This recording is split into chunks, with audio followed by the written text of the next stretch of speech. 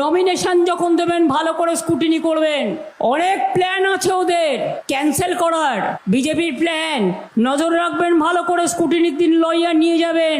বেছে বেছে উকুন বেছে নিয়ে এসছে যারা আপনাদের নাম ক্যান্সেল করার জন্য বসে থাকবে, ভোটের দিন ডিস্টার্ব করবে। ইভিএম মেশিন ভালো করে চেক করবেন সবাই। আমার BLA 1 BLA 2 বুথ এজেন্ট যারা হবেন, আশা করি কেউ নিজের স্বার্থে নয়, বাংলার স্বার্থে বিক্রি হবেন না বিজেপির কাছে। আর ইভিএম মেশিন খারাপ করে দেবে অনেক জায়গায় প্ল্যান করে। ইভিএম মেশিন নতুন করে নিয়ে আসতে বলবেন। ইভিএম মেশিন যখন চেক করবেন ভিভিপ্যাট যেন থাকে। আর ভোট হয়ে গেলেই ওরা কিন্তু অনেক দিন টাইম পাবে, রাতের বেলায় অন্ধকার করে শুধু CRPF কে দিয়ে পাহারা দিয়ে আর সেন্ট্রাল ফোর্সকে দিয়ে পাহারা দিয়ে ভেতরে যাতে মেশিন চেঞ্জ করতে না পারে 24 ঘন্টা পাহারা দেবার ব্যবস্থা করতে হবে এবং নজর রাখার ব্যবস্থা করতে হবে।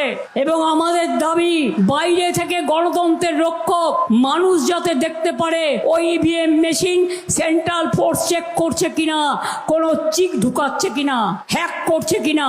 ওরা পারে না এমন কোনো কাজ নেই।